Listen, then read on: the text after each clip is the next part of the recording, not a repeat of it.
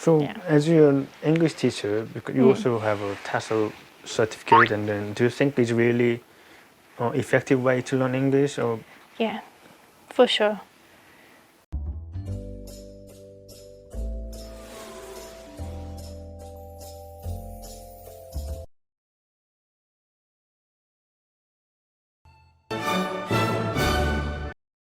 So hi everyone, hope everyone's okay. It's been a while since I spoke on camera, so please forgive me. We were recently approached by a company called sneakinglishy, who produce videos that help you learn English in bite-sized chunks.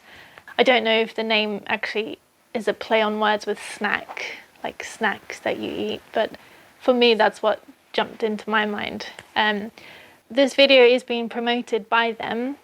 Both you and I really like them, which is why we thought we'd share them with you. I don't know if you're like me, but I really struggle to learn a language like for an hour or two a day. I've really struggled to learn Korean, primarily because I'm relying mostly on things such as like videos and books and things like that, and I just can't really focus, and to be honest, sometimes it's really hard to be bothered if you're really busy.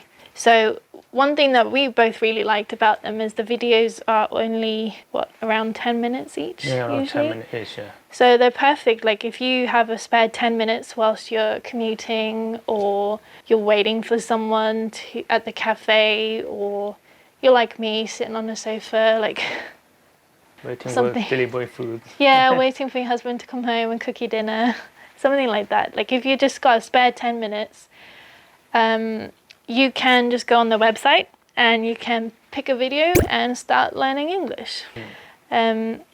There's quite a lot of topics to choose from, right? Like shopping and check-in. Yes, you're not always in the mood to learn something. Yeah, the other thing I like is that depending on how you feel, just pick something that you think, oh, today I feel like learning that. Also, one good thing, like each video has a, you can listen with no subtitle. Yes. And then after that you can watch with subtitle, and later on you can learn like important expression. You can keep practice whenever you time. So I would say that that is a really good way to practice your listening as well as your speaking, because the first time you listen to something in English, you don't want to be focusing on exactly what every single word means. You just need to focus on perhaps the pronunciation or the intonation or something like that. What I would say is a good way to do this is, obviously you might know what sort of topic it's going to be, but challenge yourself. First, just listen.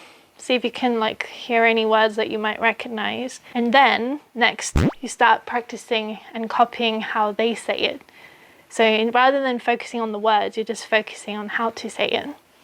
And then later, you'll get the English and the Korean translation. Some specific words or phrases highlighted, so it helps you pick out some key words and expressions. I really like that about them. So if I play it, I'll show you. This grocery store is called Kroger, and we come here about You will. every 3 or 4 weeks. This grocery store is called Kroger, and we come here about once every 3 or 4 weeks. This grocery store is called Kroger, and we come here about once every 3 or 4 weeks. So that doesn't have any subtitles on it. So your focus should be on just listening and perhaps copying what they're saying. And then here come the subtitles. This grocery store is called Kroger, and we come here about once every 3 or 4 weeks. This grocery store is called Kroger, and we come here about once every 3 or 4 weeks.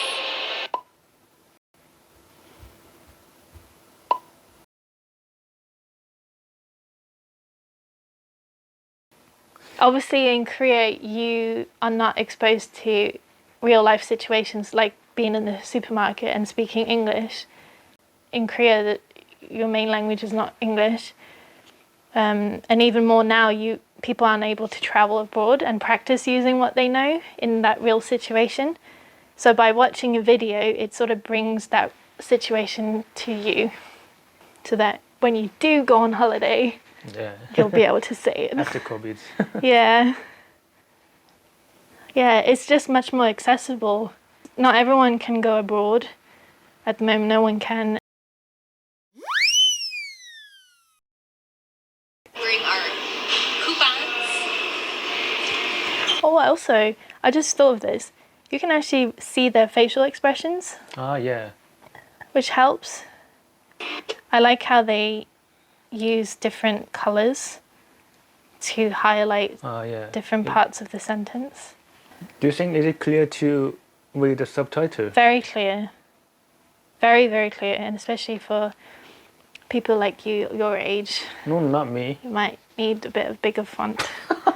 Not me. No, I think it's very good actually. Actually, I read some like reviews and people who use like English and they comment. One of the people wrote that, oh, I'm over 60 years old man, but since I started learning English by English, and I'm more interested in learning English these days, so it's really good English program. Yeah, you're never too old to learn. Never too old. And I think having the video makes it a lot easier to remember and take in the language. Yeah, exactly these days. Yeah. You might not be interested in learning everything in English. You just want to learn how to communicate when you need to. Like, for example, if you go abroad and you want to order a coffee, you don't need to learn every single vocabulary associated with everything in English. What's the point? You need to learn just what you need for that time. Yeah. So I think it's great. So as you're an English teacher, because you also have a TESOL certificate, and then do you think it's really effective way to learn English? Or yeah, for sure. Because you're getting your listening exposure, you're getting your speaking practice in without having to always fixate on understanding every single thing at the start.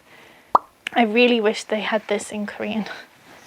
It's really helpful because you're also hearing it at a native speaker's pace. When I tend to teach, I tend to slow down my English a little bit to help my students pick it up. But when you're in a busy cafe or a supermarket, they're not going to speak like that, and not everyone is going to be kind and try to slow down for you. So it is good to practice hearing it at that speed. This would be great. I mean, seriously, if I had this in Korean, then I'd be so happy. Please make a snack Korean, please. Because this is really my learning style. I can't focus on just words and pictures even. It's much better for me to see it in action.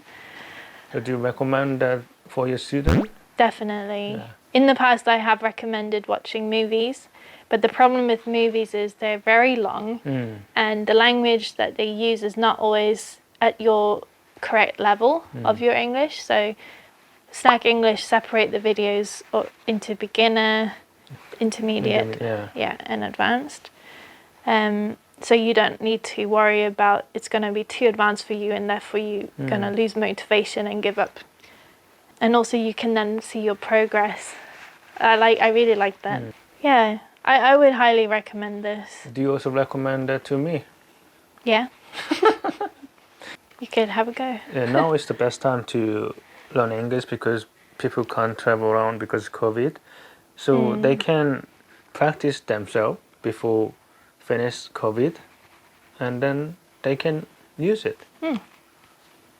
That's how I feel. Yeah, take it with you on your holiday. Or when you're checking in 10 minutes before, just like practice that video again. Actually, this would be really good for my students. Actually, on their website, you can check out like some free videos. So you can first see if it's sort of the style that you would like. Yeah. I think it would be for most people. Actually, like we both strongly recommend it. Yeah, that's why we wouldn't promote if we didn't think if we didn't like it. Please make us snack Korean. Please. Seriously, this would be really good for me. Yeah. Your English might improve a lot faster than my Korean. Yeah. All right. See you soon. Having fun of practicing English, you guys. Have fun. Yeah. Bye.